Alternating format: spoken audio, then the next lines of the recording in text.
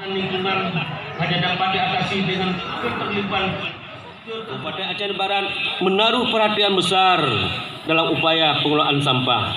Hal ini ditandai dengan telah dimiliki dokumen kebijakan dan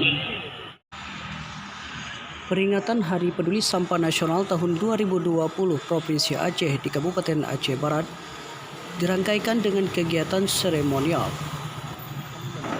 Sekarang sudah lahir organisasi sampah, duta sampah yang ada di Aceh Barat. Kalau seremoni kan hanya sekali. Ini kontinu terus. Ada.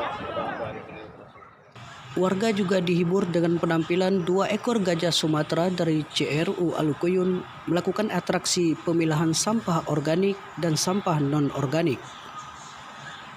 Gajah-gajah ini mengutip sampah dalam kantong plastik dan memasukkannya dalam tempat sampah.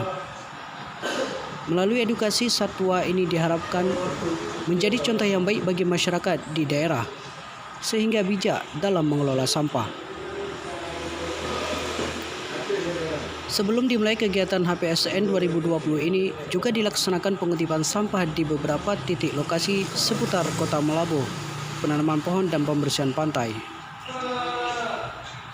Bupati Aceh Barat, Ramli MS bersama asisten 3 pemerintah Aceh yang membuka acara ini turut menaiki gajah-gajah Cina ini.